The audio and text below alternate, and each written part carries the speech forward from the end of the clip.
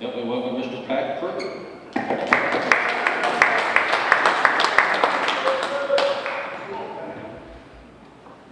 Okay, I'm here today to talk about the daily pre-trip. It is something that's required every day to make sure that we have a safe bus to transport the students. It's also very important because if you're not doing your pre-trip and you have a breakdown on the road, sometimes it may be 20 or 30 minutes if those kids have to sit on that bus, so it's very important. But sometimes drivers are confused about that pre-trip, about what the daily pre-trip is really supposed to be. This results in many different versions of the pre-trip being done. The inconsistency results in key safety items being overlooked on a regular basis. New drivers sometimes don't even know where to begin. They're given a pre-trip form that they have to fill out, but it's not at all in the order that they're going to be doing the pre-trip. And so they're not even sure exactly how to do it because it is, in all honesty, different than what they have to learn for the CDL test. Even seasoned drivers have expressed concern that they may be forgetting important items. One experienced driver even suggested that if they had to do a pre-trip and their job depended on it, they would probably be fired. So with that in mind, I have come up with a form that I hope is going to make sense. And where this is actually birthed from, is for the last couple of years when we've trained drivers and we go to do our orientation, we take them through a pre-trip. And one of the first questions that they ask me when I show them the real pre-trip they have to do is, do we have a form that we can check off? And up until now, we haven't had. I didn't create a form just to create another form. We have enough forms. We have the daily pre-trip. But as I said, it's not in an order that's easy to follow. Result of that is when we do our pre-trips, we hope we hit everything that's important, but sometimes we're not sure. We write down deficiencies at the end of it and turn it in. So really, who is this form for? And by the way, this form is in your packet. It is for that new driver who's not sure where to start. It's also for the seasoned driver to check themselves to make sure they're looking at everything they need to. Really, it's for anyone who isn't completely confident they know that they are doing a perfect pre-trip every day. And I don't know there's any of us that really know that.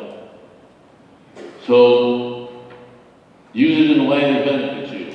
As a new driver, it may be a daily checklist that you check the box that's up there. For a seasoned driver, it may just be a self-review as you're going starting the year to make sure you're looking at all the things. Now, if you look at it, at the top you'll notice you'll be going around the bus in 3 trips. The first trip is without the bus running so that you can check the oil. On this first trip, you'll also be looking at the lower part of the bus with the exception of the engine area. Then the second time around will be when the bus started, and you'll look at the upper parts of the bus on the outside, including the lights and the glass on the bus. The third time around, you'll be looking at the things that you may have overlooked the first 2 times, as well as checking your loading lights, your safety arm, stop arm, and completing your interior check. Now I'm going to look at some specific items. There are times where we'll be looking at the condition of an item. Here, for example, the safety arm. Making sure it's not bent or broken on the first time around. So that is what condition is it in. But later on, that same safety arm, you're going to be checking the function, or is it working? Does it have any air leaks on the third trip around? So sometimes you're checking both. Like on your lights.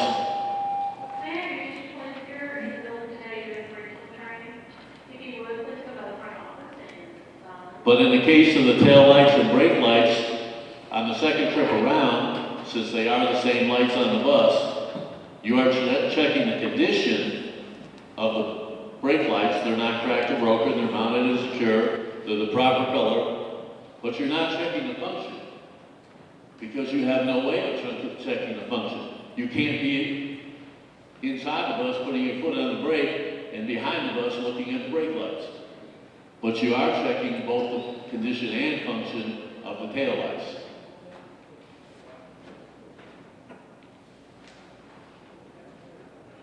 Some items are, as I call it, guesstimated. It asks you, are your tires properly inflated? Well, we don't carry a tire gauge with us, but we can, by taking a view of it, does it look like it's underinflated? And if it is, then we can call a mechanic over with the tire gauge and find that out. Some items are seasonal. Checking the heater plug obviously is not very important in August, but it's certainly important in December to make sure that it doesn't have corrosion, that you're going to be able to plug it in and have that heater work on the engine. Checking your backup alarm is done shortly after starting, and that is critical because having no backup alarm would down the bus. You have a safety item, it has to be working. So you'd want to know that early on, give the mechanics an opportunity to fix it, or to be able to be assigned another bus. Another seasonal item, you may not need to turn your defrosters or heaters on when you start the bus in August. But at the same time, you do need to know that they all work, because you don't want to have a bad surprise on that first cool September morning. You need to check every emergency window and door on the bus. You remember the pre-trip that you learned on the CDL, you check one and say, I would check all those others the same way. Do you want me to do that? We say no. Well, that's not the case when you're doing a real pre-trip. You need to know that every one of those alarms go off. You don't want a kid being able to open that window or open that door and you're not aware of it. Another thing that's on there is the lab test. The lab test is there right on the form. It is required on the new pre-trip form to be done every time that you take a bus out. It is on not only the first pre-trip, but on every time afterwards, the walk around. You also have the parking brake and the brake pulling test. And I really have to wonder, when was the last time any of us did that? It is something that's real easy to forget, but it is something that's important. So, one of the things I'll tell you about this form, if you feel like you're doing a pre-trip, you know well what you're doing, and you don't need this form, it's not a mandatory form. It is a tool for those people that have questions, that are concerned, that want to make sure they're checking everything they need to check. And so, use it to your advantage. If you have any questions, talk to any of the trainers about it. We'll be happy to help you out.